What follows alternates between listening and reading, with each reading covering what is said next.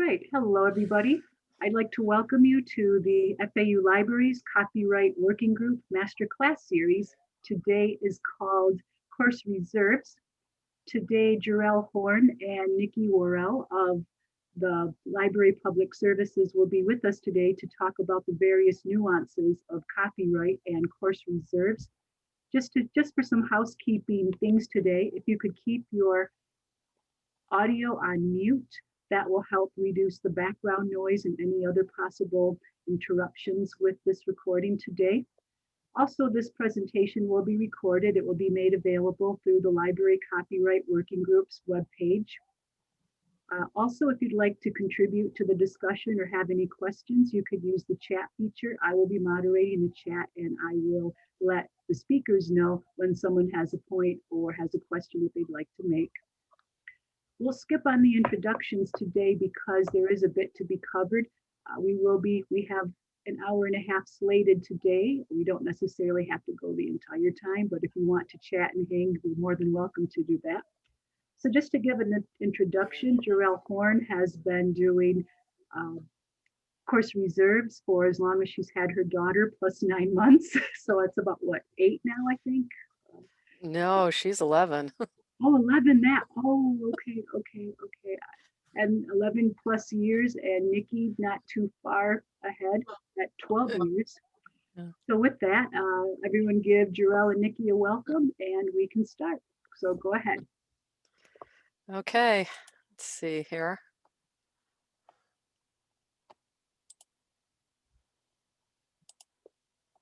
Okay, and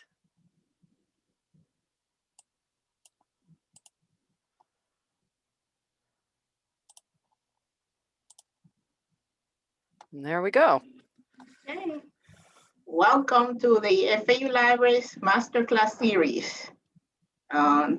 It's course reserves. My name is Nikki Worrell, library specialist with course reserve, and my coworker, Jarrell Horn, also is a library specialist with course reserves. Objectives of this session. 1, learn what course reserve is and which services are provided. 2, describe the course reserves process. 3, identify how course reserves and copyright work together. And 4, discuss the issues facing course reserves. And you may ask, what is course reserves? Course reserve is a library service that provides print, media, and online course readings and textbooks to students. It saves students money, contributes to the student success, valuable tools for FAU Open Educational Resources Project, provides physical materials anytime the library is open, provides online materials 24/7, saves faculty time and effort, more options and better access. We handle copyright permissions so you don't have to. What does course reserve do? Place physical materials on the reserve for classes, place online materials on reserve for classes, organize reading lists so students don't have to spend time finding their course readings, manage college department course reserves, obtain copyright permissions, answer basic copyright questions, research how to access or obtain requested materials, manage the textbook library, house the library's collections of popular testing materials, cataloging and weeding. What can be placed on course reserves, you may ask? Professors may reserve books, readings, articles, online journals, book chapters, lecture notes. Also media, DVDs, videos, and CDs handled through the Media Center. Streaming videos, FAU subscribed and owned, links to FAU owned or public domain online resources, personal resources, books, DVDs, CD-ROMs, etc.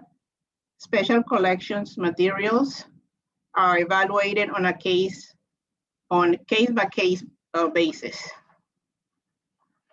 One may not be reserved.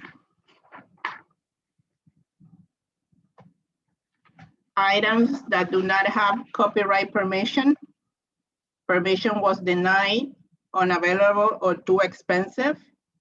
Music videos and software where we would have to request permission or purchase a temporary license. Anything that will create too much liability, such as you borrow or interlibrary loan books. Nikki, I just had a really quick question. Could you just go back to the previous slide? Okay, so when you talk about permission that will be denied, unavailable, or too expensive, just for the listeners, you will be talking about the prices, or at least a little bit about how the library pays for copyright requests? Yes. Okay. Gerald will cover that in her section. Okay, great, thank you. Can we make exceptions? Maybe. Please ask us even if you think that the answer is no. We evaluate everything on a case-by-case basis, and many times we can find a way to put something on reserve anyway. We may be able to help you get permission from the owning library. We may be able to help you contact the rights holder directly. We may be able to get access through another legitimate means. What are some things that you and the professor can do? If the professor doesn't need the whole article or chapter, ask for only the necessary pages. Contact the rights holder directly to get permission. Investigate fair use for the material. We could talk to the professor about using an early edition or alternate resources. Ask the library to purchase the book or ebook or film. You could talk to us, always talk to us. How does course reserve work? You may ask. Before you start, the faculty guidelines for FAU course reserve are located here at the library, our library homepage. Information on the web pages includes policies and guidelines, how to have the library purchase an item for course reserve, links to online request forms.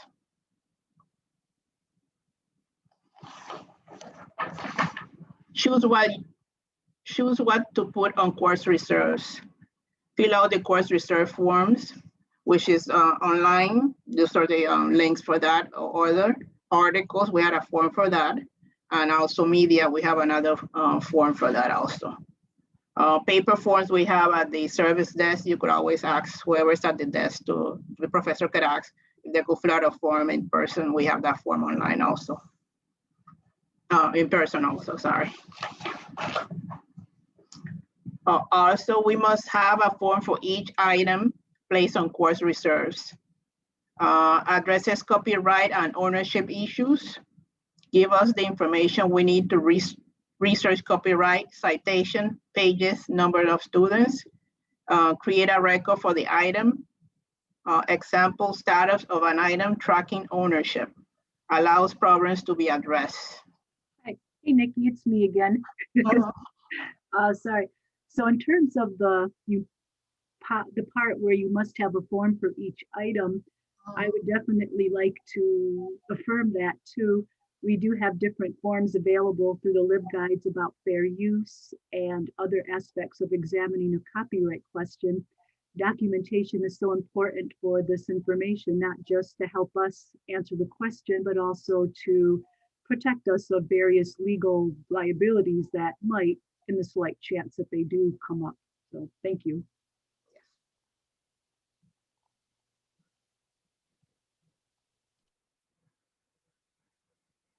Okay, go ahead.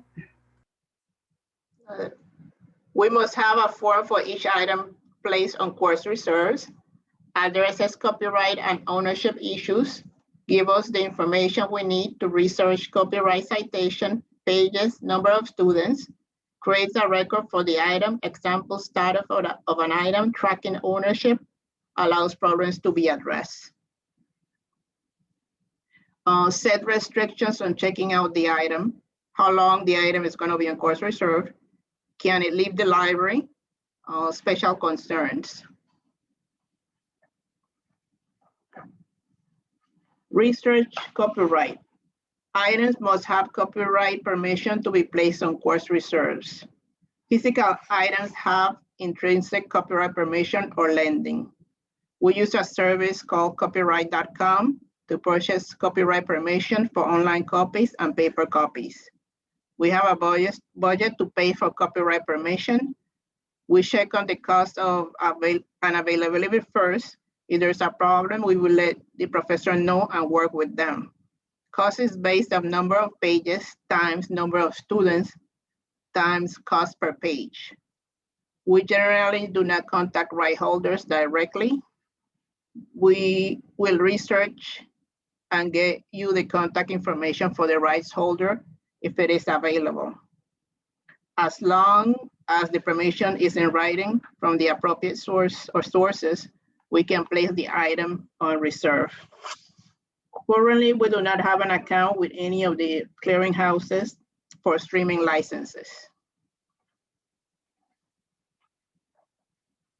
E-reserves, journal articles, and book chapters. Journal articles are best. Usually the library already has access. Copyright permission is often easy to get. Articles are short and cheap. Average cost per person is $4. Book chapters can be difficult. Permission is often denied, not available, or expensive. Publishers may not have an ebook version or may not offer an ebook license that we are able to purchase. Chapters are long and expensive. Average cost per person is $10. Bring the item to the circulation desk and give it to course reserves. We will pull the library-owned items and look up articles to get the permanent links. Processing includes various stickers. We can work with the professor if they don't want stickers on their personal items. E-research processing. We will scan physical items to make the PDFs. We also accept emails of files, PDF, Word, Excel, etc. Requests may take up to 7 days to process. The sooner the request is submitted, the better. Research and obtaining permission may take a while. The weeks at the beginning of the semester are very busy. Reserve items will not be available until they are processed or the first day of class, whichever is later. Professor may check out reserve items for classroom use. Items are removed at the end of the semester and returned. We can inter-office personal items to the professor, or they may come to the circulation desk and pick the materials up. If the professor is teaching the same course in the next semester and they're using the same materials, and we have the professor's authorization in writing, email is fine, and we have a copyright permission for the new semester if needed, then we can keep the professor's items on reserves.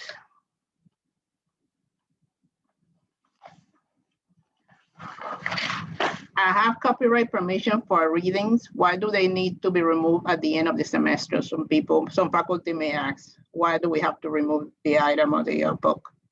Copyright permission is a contract. States who may see the copyrighted materials have an expiration date. We are required to remove materials when the copyright contract expires. We are required to obtain a new copyright contract once the old contract expires, if the course reading will stay on course reserve.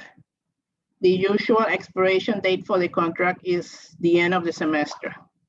To make sure that we do not miss anything with regard to copyright law and the copyright permission contracts, we close down professor course reserves and remove everything at the end of every semester. Course readings that have the appropriate permission for the new semesters are placed on course reserves. And this is the second part of the presentation, will be Jarrell Horn would discuss more about course reserves. Okay. Before you proceed, did anybody have any questions about what Nikki's covered so far? She's talked about the process that professors and faculty could use to put items on course reserves. And she also talked about the reasons why readings can only be on course reserves for one semester. Did anybody have any additional questions about what she presented?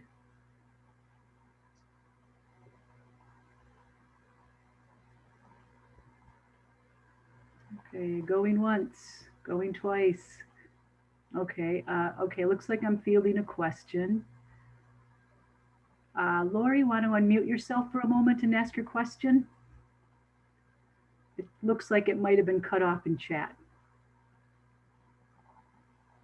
Okay, so Lori asked, all of the information presented can be found on the internet forms. So what you presented, is this information on your web pages and your forms that you have online, Nikki? Yes, it's on the section of course reserve. All that information is there. All the guidelines. There's some links in the slides that we put in that have the links for the forms and everything on the website. So they could click on those links and they could fill out the form from those links. And everything is located at our FAU library website. Okay.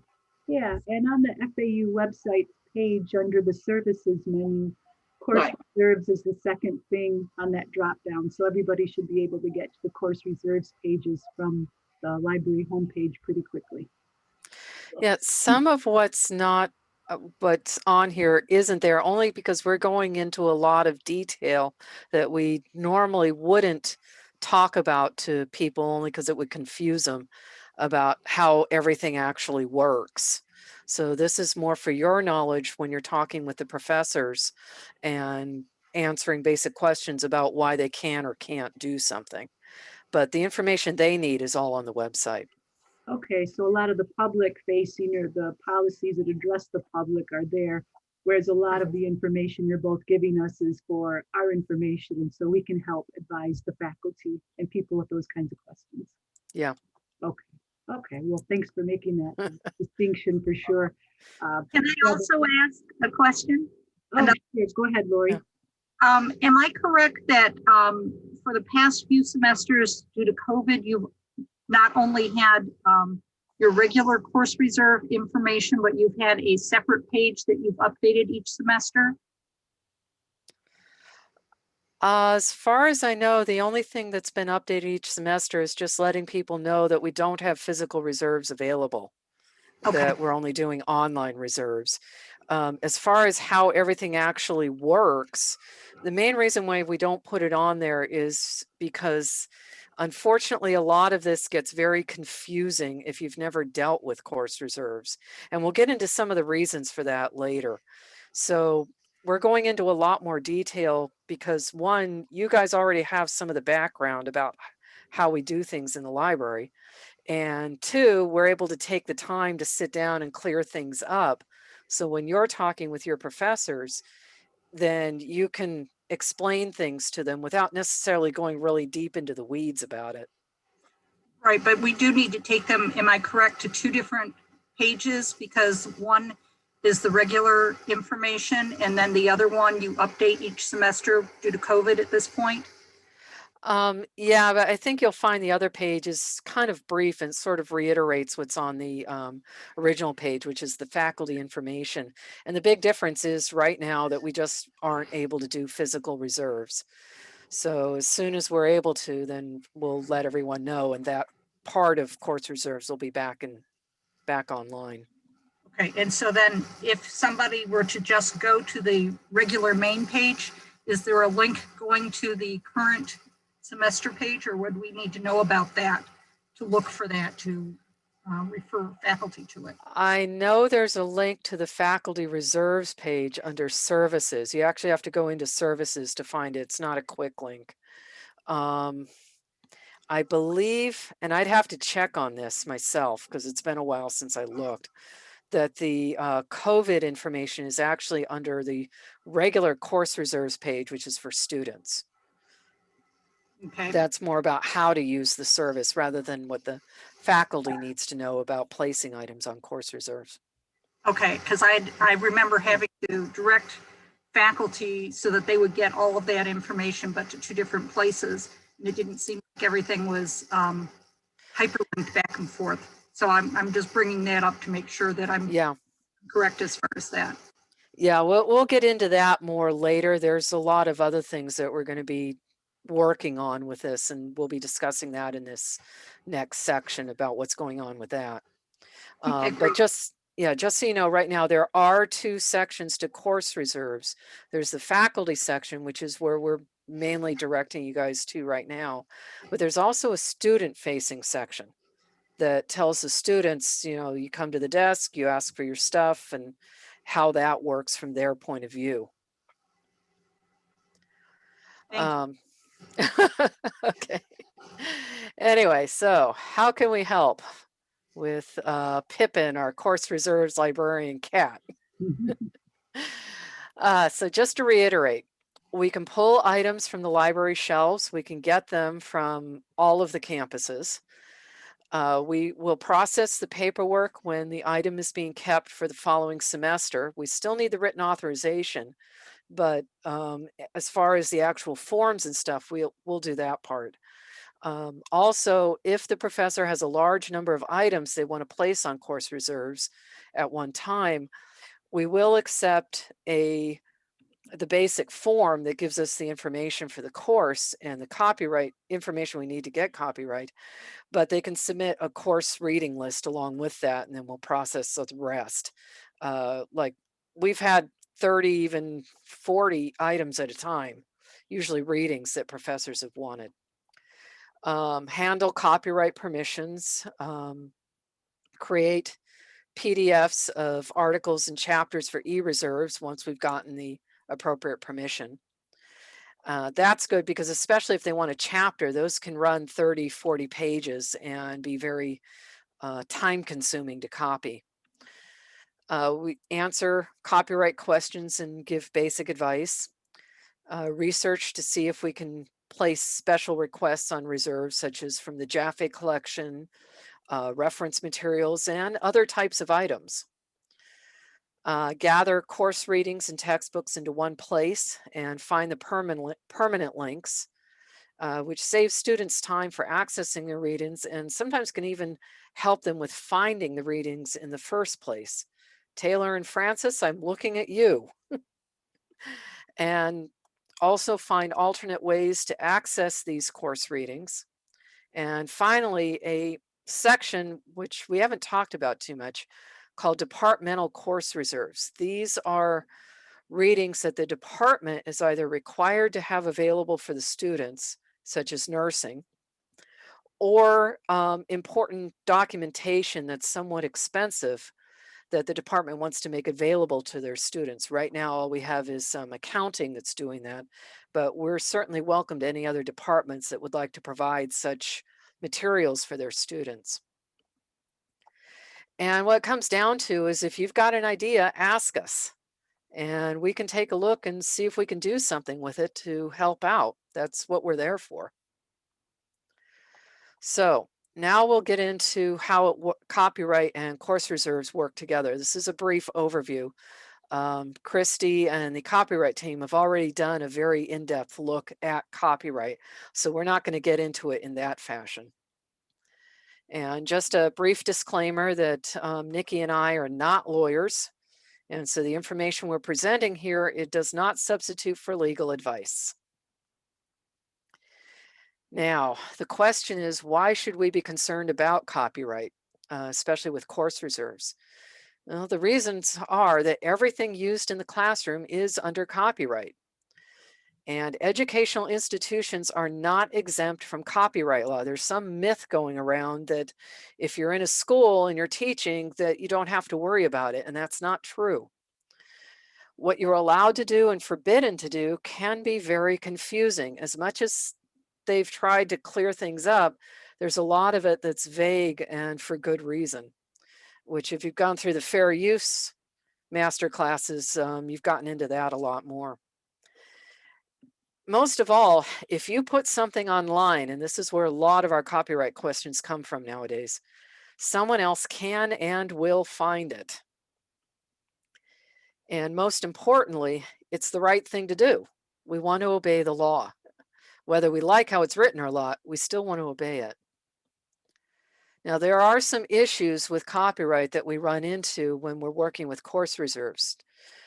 First off is ownership. Trying to find out who owns the rights to this work. Sometimes there can be several owners, which is one of the reasons why we don't do copyright for media, because generally you have at least 2 or more owners with any sort of media work, like songs or films and so forth. Price can also be an issue. The price may be very high, much higher than you would think it should be. And for a lot of items, there can be paywalls and no real way to get around them. Access, going back to those paywalls, there may also have trouble getting access to the rights as well. Just not just trying to find out who owns it, but trying to contact them. For example, there was a book that we were trying to see if we could get access to ask about putting a chapter online, and the author, professor, had chosen to publish the book through one of these self-publishing publishers, which had absolutely no way to contact them to ask about any sort of copyright. There's also confusion. You know, what can you do? What can't you do? What does the law say? What doesn't it say? There's a lot of, well, my friend said, my coworker said, that just adds to the mix. Fairness is also another issue. It's difficult to get access a lot of times to things, and there's also a lot of perceived unfairness to copyright law, which can make it difficult to work with, especially with how long the copyrights have been extended before things go into public domain. And so sometimes people's emotions get into the works there. And finally, ethics. Trying to do the right thing when we're trying to make things available to the students. We want to make these readings available. We want to use them. We want to build on what has already been done, which is what copyright's all about. But at the same time, we also want to respect the rights of the creator. And sometimes that can lead to a lot of difficulties. These are some things that we have to consider whenever we're looking at putting something on reserve. Do we already have access through the FAU library? And I should note this especially applies to online items. If we do not have access, can we buy the ebook or the license for that item? Can we get access to it through another means, such as through the internet legally? Sometimes the rights holder will make it publicly available. Great. Sometimes it may be available through another way. So these are other ways that we have to look at. Can we purchase copyright permission? We can't always purchase it, not just because it's too expensive, but the rights holder has the right to say no, that they don't want to sell or give permission. And there's even another issue, and that's especially with journals and other licensed materials. What does the license say? There is a notorious journal published by Harvard, I believe it is, Harvard Business Review, I think. But the point is, if you actually look at their license, they don't even allow the sharing of links to their journals and articles, even if the agency has subscribed to their database and they're sharing the link to another subscriber to that database. Their license will not allow it. The biggest problem, though, that we encounter in course reserves is that professors hand out or upload their class readings without considering copyright issues around what they're doing. And when they talk to us about it, they'll say, well, I've always done it that way. You know, what's the big deal? My coworker said it was okay. You know, isn't there something about fair use about this, or wasn't there an act about it? And it's clear they have not even thought about it. So the message we want to give out is if you're not sure if the materials can be used in the classroom, please ask. Ask course reserves, ask the copyright committee, ask us. Because if we don't know the answer, we can at least direct you to who might know it or get you to resources so you can research it yourself and help you with the research. Do not just ask a colleague. There's a lot of misinformation and myths floating around. And nowadays, librarians are getting law degrees just to be able to adequately answer these copyright questions. That's a booming division of librarianship. And of course, we highly recommend the copyright webinars in FAU's Masterclass series. Now, many questions that we receive about copyright in class readings are prompted by two exceptions to copyright, which were built into copyright law. And there's quite a bit of confusion about them because I don't know about you, but I don't usually go and read the law unless I'm trying to go to sleep. Specifically, it's Section 110 of the Copyright Act that gives the criteria for these exceptions. And they are called the classroom exception, or exemption actually, and the Teach Act. The classroom exemption is related to using copyright materials in a face-to-face teaching situation in the classroom. And what it says is that performance or display of a work is allowed by instructors or pupils in the course of face-to-face teaching activities. In other words, both parties must be physically present. It must be at a nonprofit institution. It must be in a classroom or other space that has been devoted to instruction. And it must be a legal copy of the work. So what is not allowed under this exemption is doing this sort of sharing outside the classroom. So it must be part of the class at a for-profit institution, outside of face-to-face teaching activities, and in any sort of online teaching, including all types of distance learning. So prime example that we're running into now is if the professor is teaching a hybrid class where some of the students are attending online and the rest are in the classroom. If that's the situation, they cannot use the classroom exemption. The law is very clear about that if you read the section. The other exemption is what's called the Teach Act. The problem with the Teach Act, which I'll go through in a minute, is that this was passed before the explosion of online learning. So although it gives some rights, it doesn't go far enough, and you'll see why. This mainly affects showing performances online, and specifically, and this is from the law, readings, non-dramatic musical works, and reasonable and limited portions of other works. Now, what that means is no streaming of complete works like Star Wars or Hamilton unless you have copyright permission or a license to stream them. So you could show scenes if they pertain to what you're teaching, but you wouldn't be able to show the whole movie. And it does not allow copies to be made and posted online or handed out. Now, the criteria to be able to use the Teach Act is that first off, the transmission of the work must be limited. It must be limited in scope, as stated, that a limited portion and the reasonable portion of it. It must be directly related and of material assistance to the teaching content of the transmitted class. So you can't just show anything you like. It cannot be able to be downloaded. And only the students and teacher of the class may access it. So this is not an excuse to do a public performance and invite friends and family. Materials may not be something that would typically be purchased by the student for study outside of class. So you can't get around not requiring certain items that would normally be something the student would have to go and buy, such as a workbook or a textbook or something of that nature. And finally, and this is where FAU fails, The institution must have policies regarding copyright from the user's perspective, not just from the perspective of publishers of professors publishing articles and other works that they're required to publish.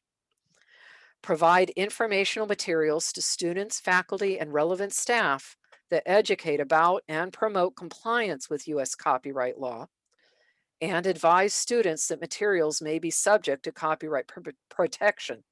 All of these are directly from the law.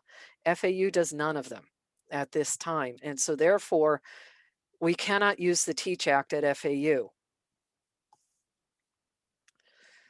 Now, FAU Libraries copyright policy is actually a bit more restrictive than it might be otherwise, and the main reason for that is that in the past, one, FAU is a smaller school. They don't have the deep pockets like some of the other universities have. And two, they've been rather reluctant to try to get into legal issues. So we take the most conservative approach to copyright at this time.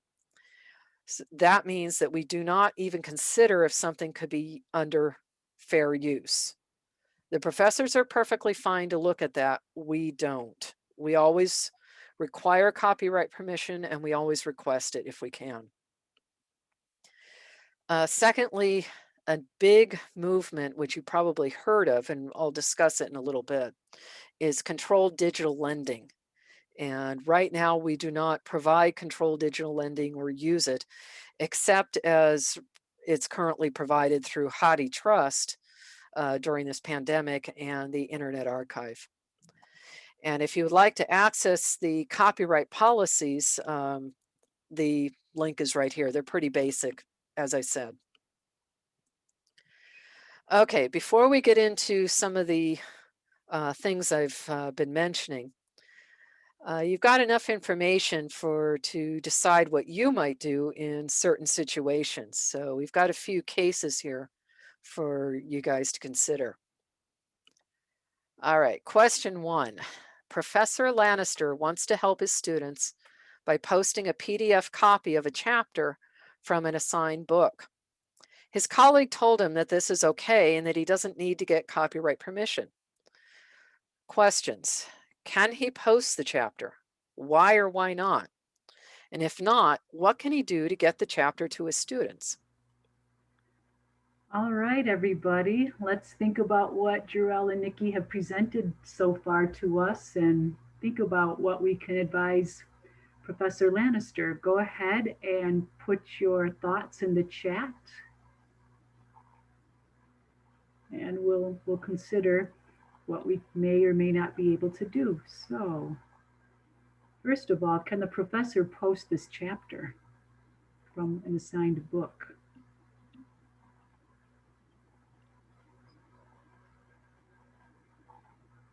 Okay, so Deepa says he needs to get copyright permission to use the chapter. Lori agrees, from the publisher, author, or other authorized person. Pam says that he could ask course reserves to get the copyright for the chapter, and so does Sherry. Gabriella says that she doesn't think he can do that without permission. So the next part then, let's see. Oh, Jarell or Nikki, was there anything you wanted to add to that so far? I'm going to throw a little bit of a curveball to you, and the answer is actually yes, he can, and no, he can't. Ooh. The reason why you got the no, he can't part, but the yes, he can is, what if he's the one that owns the rights to that book? He can do whatever he likes. So what if the book is in the public domain, or is a not open access, but open educational resource that has a copyright that lets him do it, like Creative Commons? So it's kind of a trick question here, and these are things that we have to look at. So we really got to look at if the book's copyright, really, if he could do this. Yeah, what the book's copyright dictates. And if it has any Creative Commons licenses that allows him to do that, if he has the copyright, maybe it's in the public domain or it's an OER. Okay. Yeah. Yep.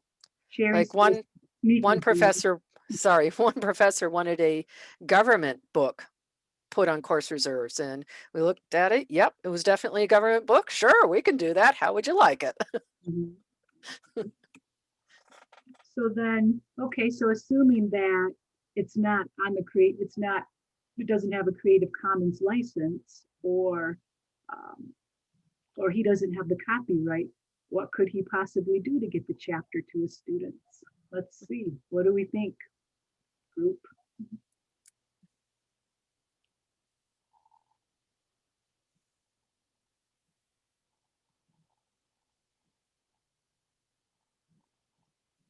So some people had mentioned he could go to course reserves and you guys can get the copyright permission. That's one possibility. What else do we have?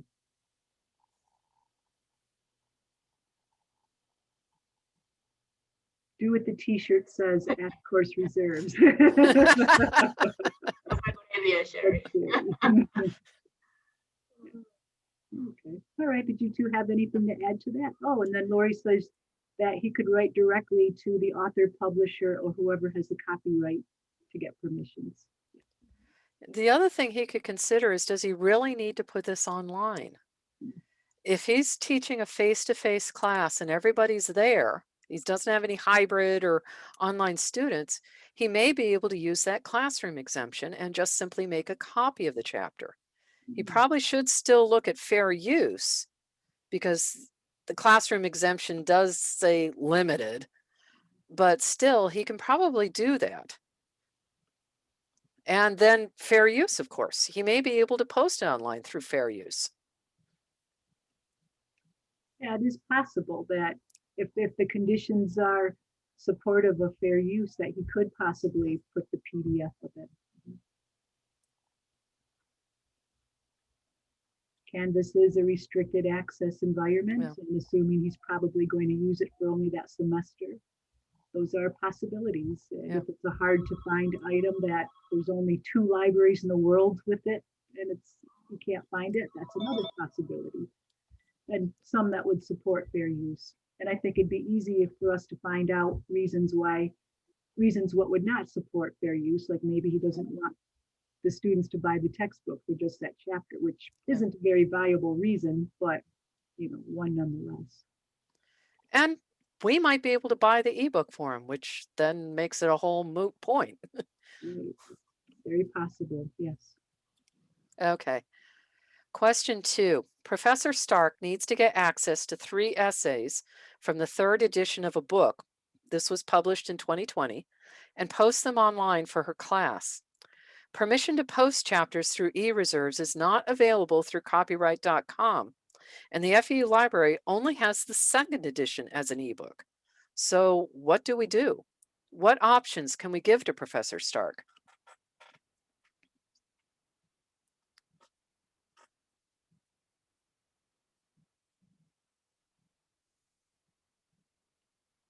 Sherry asks if this is her book, if she actually owns the book.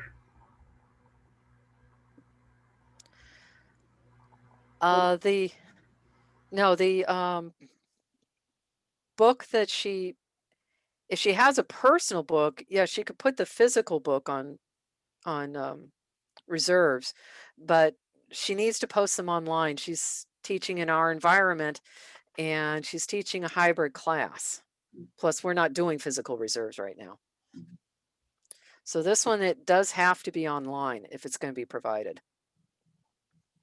A couple people said to check with Dawn Frood to see if she can purchase the ebook with unlimited access.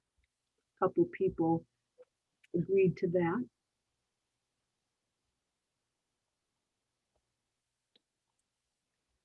Deepa suggests that perhaps she could use the essays from the 2nd edition. Yeah. Especially if there wasn't significant change to the content. And since the library owns that edition, it might be easier to do that.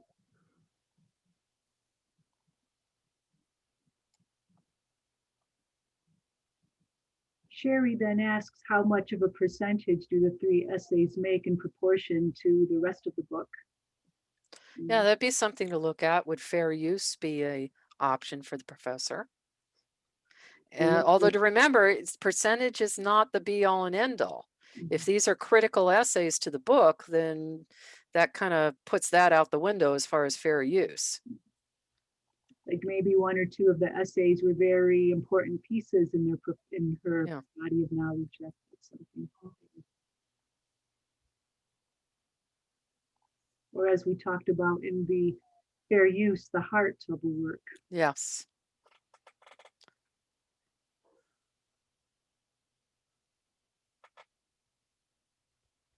All right, I don't see any more chatter in the chat gallery there. Oh, let's see. Okay, one more. Lori asks, were the essays previously published elsewhere, and could they be available as published articles? That is true. A lot of times you'll have journal articles be repackaged into an actual book instead. And a lot of times the essay may be submitted to various publications before being published in the book, or may have been published as part of other collections. So yes, we definitely do look at those possibilities. And we look to see, does Hattie Trust have it available, or the Internet Archive right now? Other options would be, okay, we can't get one particular essay. Is there something similar that you could use? Oh yes, of course.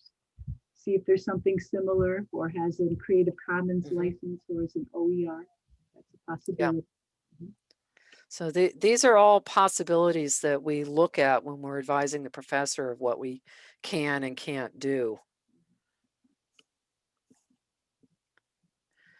Okay, question 3. Professor Targaryen has a DVD of Disney's Snow White placed on reserve for her class. She's teaching the history and techniques of animation. She checks out the movie to show to her in-person class. Is this allowed? And what if part of the class is attending via Zoom? Could she show the movie to her class outside, say? You know, she wants everyone to attend and observe social distancing. It's definitely going to be a class. No outsiders will be allowed. Targaryen, is that her real name? I'm sorry, I might be missing something. I'm stealing names from Game of Thrones. Okay, I don't watch it, so okay, I thought it was something. Okay. All right, so one person, Sherry, says that in-class viewing of Snow White would be allowed. One person says this, Lori says the same thing, but not for outsiders or for online classes. True, so it couldn't be streamed.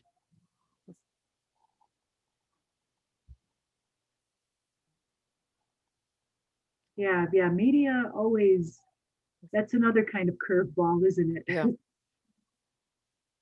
Let's see, and Leah says she can't do it for the Zoom part of the class. She could do it for the face-to-face part of it, but just not for Zoom. Now, while we're on that, I'll throw you a little bit of a curveball. Let's go forward. I believe it's about 2 years, 3 years, something like that. And the professor also wants to show the first film featuring Mickey Mouse, Steamboat Willie. Will she be able to do that, assuming nothing changes? Oh boy, that has to do with public domain, maybe. Yes, it will be in public domain in a few years. And she'll be able to do that without any worries. She could invite all the friends and family to see it too. Although just for that particular version of Mickey. Right. Later versions would still be under copyright. Someone had asked if the Steamboat Mickey was, when was that published, like the original one? I can't remember the year. I forget. Go back like about 70 years from now and add about 3 or 4 years. Yeah. Also, someone had brought up the option that if Dawn could also purchase this as a streaming video. Yeah, that's another option. I don't know how cooperative Disney is about that, but if it's a possibility. Okay, it looks like Steamboat Willie came out in 1928. Yeah. Yep. So it's been 70 years since the death of Walt Disney, plus whatever time was added on. So yes, it's going into public domain in a few years. Okay, and Leslie said 27 or 28. I pulled it Yeah. up with my iPad. Yeah, so those are other things we have to look at too, is especially with older films, are these in the public domain? And we're actually starting to get some of those first films entering or have entered the public domain. Mhm. Okay, question 4. Professor Baratheon wants to make copies of a few chapters from The Great Gatsby of F. Scott Fitzgerald and from Mrs. Dalloway by Virginia Woolf to hand out in class. Can he do this? And he also has distance learning students attending. So he wants to post the chapters to his Canvas class. Can he do that? Why or why not? So to answer this one, think about some of those finer details that were brought up for the 2 previous questions.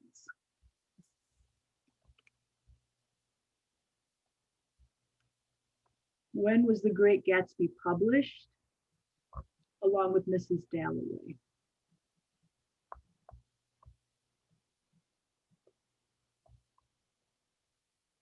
And since he also has distance learning, he wants to post this to his Canvas page. Okay, so I won't say anything. I'll hold my thought. Yeah.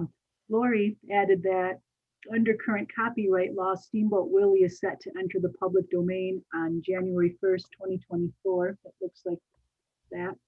But the later iterations of the character of Mickey Mouse will remain under copyright protection until 2025. Mhm. Yeah. And some of the latest of them even longer. He's Yeah. changed quite a bit over the years. Yeah. All right. And then she also added that Great Gatsby was published in 1925. She is correct. I do know that it entered the public domain this year. Yes. Duke University has a center exclusively studying public domain, and they talked about new stuff that came into the public domain. Yeah, they had a public domain party. Yes, they did. Mhm. But there's actually another issue that we mentioned that would make the whole thing of whether this is public domain moot. And Mhm. that is the first part. If this professor doesn't have distance learning students attending the class, he could still do this under the classroom exemption Mhm. because it's face-to-face teaching and it meets all that criteria. And being a fiction book, generally you aren't going to have a quote heart of the book. So it is going to be more about how much of it does he want to make a copy of it? You know, how much is he going to copy? Yeah, Sherry added that it seems like he could, if it falls within fair use, to add what you just said. Canvas is password protected, so yes, there. Yeah. And she thinks that Great Gatsby, if it's online in the public domain, he should be able to do that. Yeah, it's online in Goodreads now, or Google's thing. But even if it wasn't, that doesn't mean that he absolutely can't. Right. I mean, where it's posted doesn't change the fact that it's on the public domain. Yeah. And Mrs. Dalloway, if I'm not mistaken, I think that just entered public domain. Yeah. Too. Mhm. Yeah, the same time as Great Gatsby. Yeah. Yeah. And for those of you who are interested, Lori had just shared a link from the NPR that talked about the various things that are in the public domain. So for those of you who are interested in learning what came in, you can find out. All right. So now we're going to look towards the future. And just in case you're interested, yes, this is my daughter, 10 and a half. So she's definitely part of my future. Mhm. So these are some things we're going to be seeing looking towards the future. And this is in course reserves in general, not just our specific department. We're going to be seeing a transformation of course reserves into a more user-centric service, just as other areas of librarianship have been transformed in that way. We'll be seeing a greater presence online, much more copyright education and promotion, textbooks and other readings much heavier, including things like a textbook library. And finally, controlled digital lending and other initiatives along those lines. Now, the first item, the transformation of course reserves, I need to give you a little bit of a background here. Course reserves was actually thought up of as an idea in its very infancy sort of way in the early 1800s from the Litchfield Law School. And the reason why was that law students then and now are required to read heavily as part of their coursework. The problem is, then as now, law libraries are incredibly expensive. Professors had actually gotten creative about starting to hold classes in their homes just so they could have access to the readings that they needed in the course of teaching their class. So they came up with the bright idea of why not have this room with this law library in the room, these necessary readings, and students could go there to do the readings for their class. Later on, about 1870 or so, the University of Michigan, Harvard, and Johns Hopkins took this and came up with the modern course reserves as we know it. And again, part of this too, libraries didn't really have the resources to buy these law books. But by then, it was they were able to get more money. And of course, you're looking at some of the big names in this, in academia. And they then started providing course reserves more as we know it, with students able to actually take the books and look at them in the library and then bring them back. The problem is that from then, even until now, course reserves has always been a great idea, but no real user perspective was incorporated into it. Other schools saw what Harvard and the others were doing and thought, hey, this is a great idea. Why don't we use it for some of our other classes? But never considered what the users really wanted. And part of this also we see in the whole debate over recycling versus throwing things away. It's a great idea to recycle, but if you make the process too difficult or too cumbersome, people just aren't going to want to do it. So part of the issue is to create a system that professors and students want to use. And that means finding out what do they really want out of course reserves. So this is one of the things that is really changing about how the department and this service in general is being handled by libraries. Along with that is demonstrating that course reserves is a much better system for managing course readings rather than having the professors trying to do it on their own, along with everything else they're being required to do.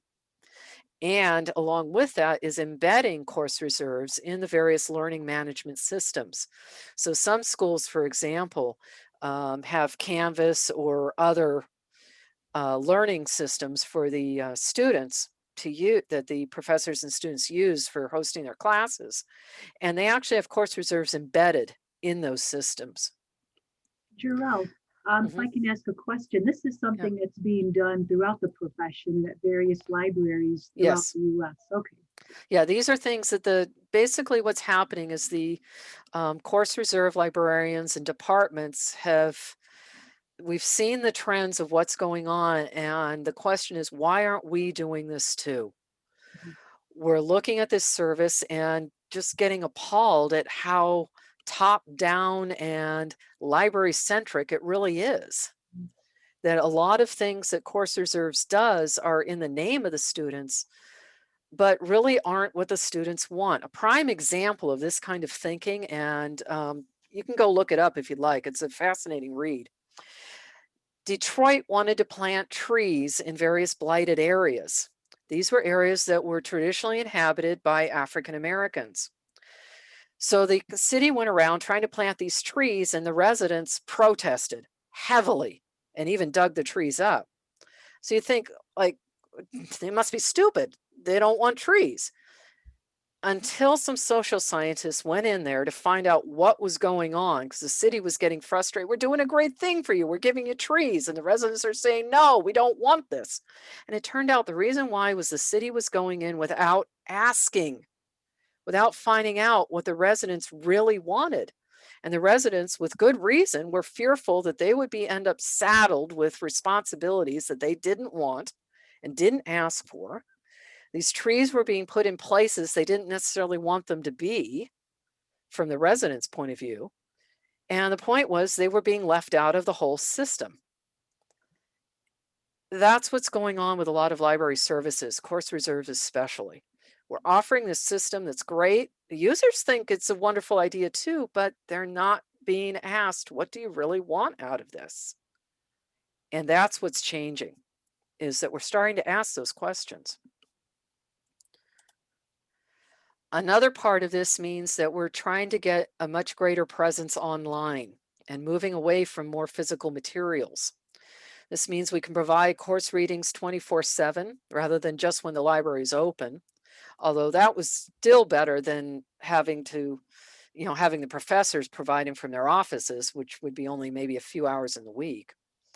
Better service for distance learning, that's a hugely booming area right now, especially with the pandemic, and I don't think we're going to be going back very far to how we were doing things.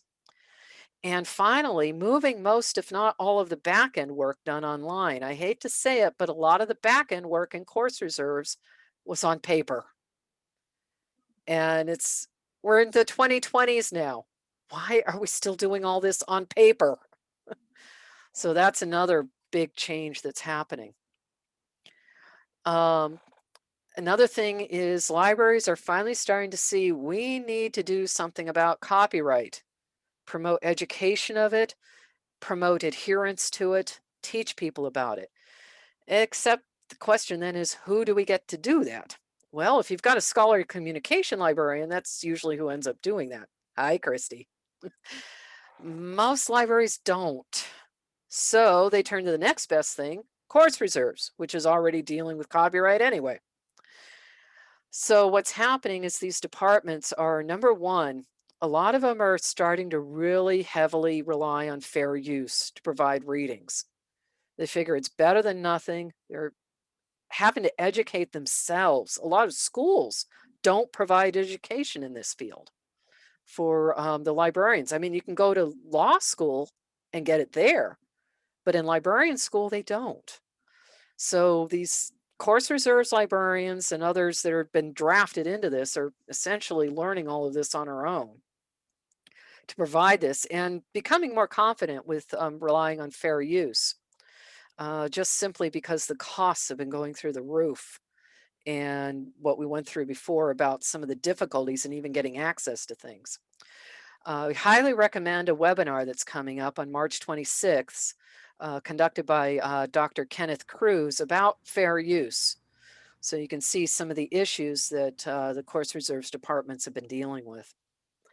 And the second part is educating faculty and students. And in libraries that are fortunate enough to have both departments, what they've often been doing is combining them. So that course reserves actually ends up reporting to scholarly communications, and often with a dotted line to access services. Something else course reserves has been doing in general, and we're getting into some of this, is providing textbooks, not just because professors have asked for them, but in general, and other readings. So we're not the only ones that are doing a textbook library, and inevitably it's course reserves that's handling it. That means purchasing or taking donations of textbooks for the students, doing some marketing to encourage the faculty to use the library resources for their course materials, and encouraging faculty to use less expensive textbooks as part of all of this, such as older editions, quote, plain editions. What that means is a lot of textbooks are marketed from the publishers as having all of these wonderful bells and whistles with them. CDs and digital codes and all of this accessory stuff that as it turns out, the professors often don't use. I mean, I'll be honest, in my time taking classes and often having to buy these textbooks with these bells and whistles, I've never used the bells and whistles. I've always used just the books. So there doesn't really seem to be a good reason for using these enhanced textbooks unless you're going to use the enhancements. And if you aren't, let's get the plain ones. They're cheaper and we can get them and get them to the students. And reconsider why you really need a new textbook each year. Some departments are better at this than others, I'll have to admit. Other resources would be open educational resources. These are free or low cost access to curriculum materials.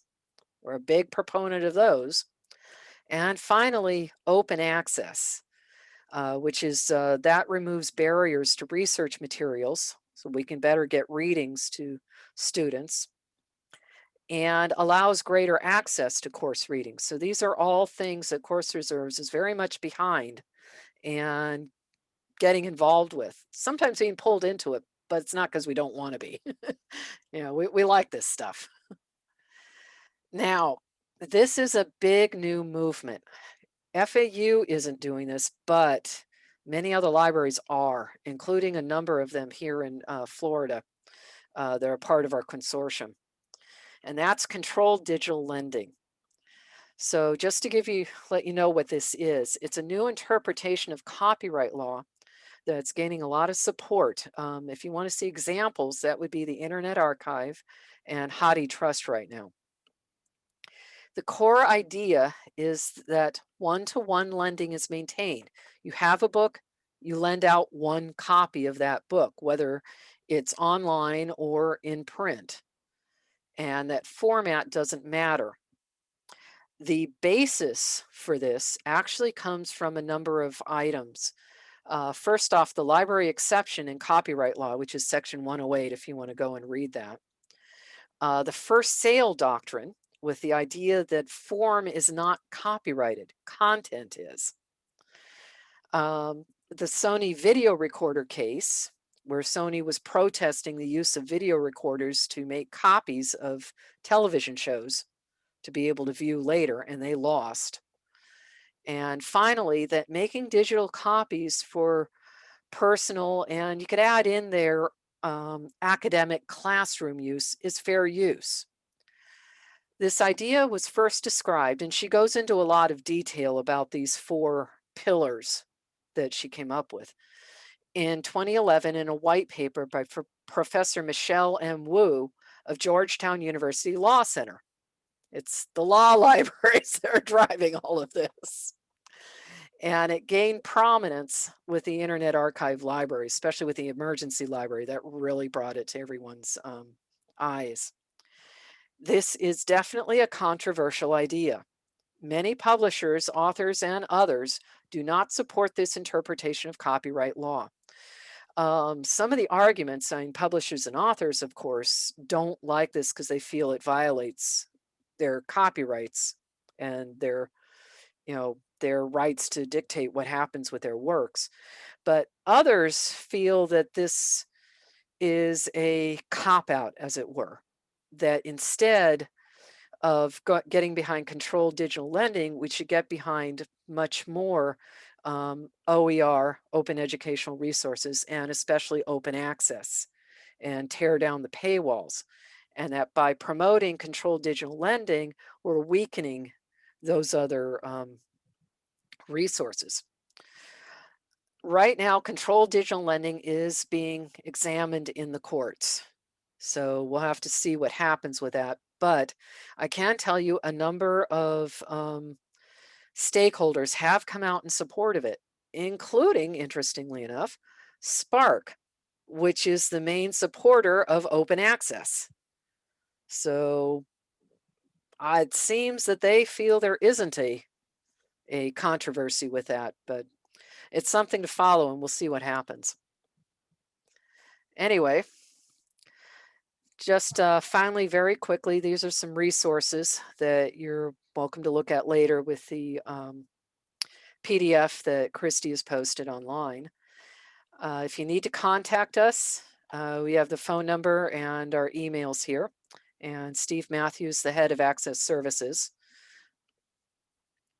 And then these are the various links that were in the presentation, including some that I alluded to. For instance, if you want to look at copyright section 110 to read those exemptions for yourselves.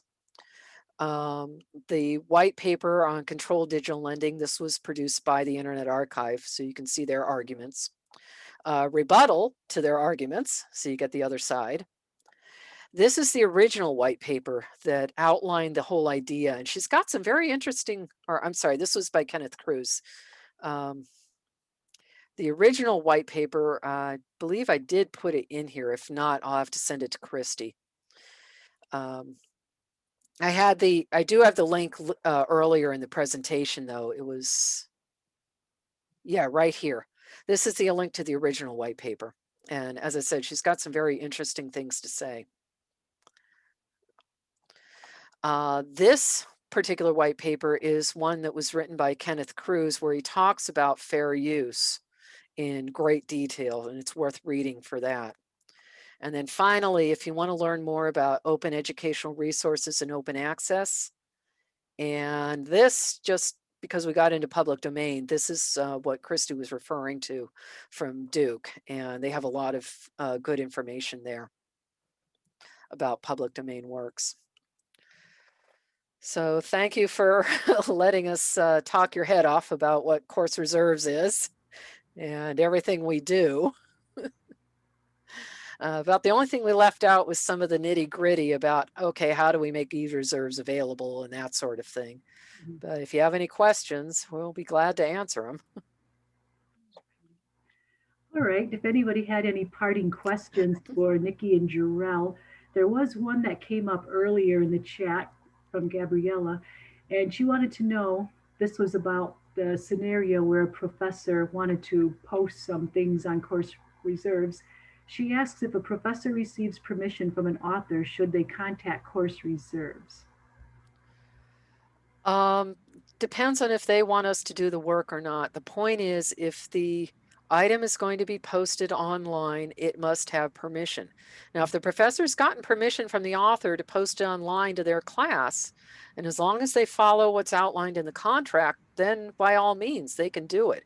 It's just we may be able to do it easier and handle things that otherwise the professor would have to track, such as making sure they're abiding by the terms of the contract, taking it down when it's supposed to come down, limiting access and that sort of thing. The professor may not have that knowledge and resources. Okay, wasn't sure about that. Oh wow, so then it's like a shortcut. So he or she could do some of the work themselves, but but they would have to be the ones to keep on top of it.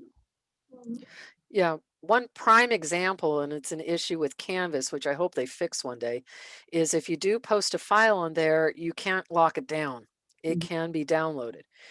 However, there is a way around that that the professor may not be familiar with, and that's if you use Google Docs, you can lock it down and then provide access through Canvas to the Google Doc. But that's getting into some really technical details that a lot of the professors just, because of what they work with, they're not familiar with it and not very comfortable with it. Okay.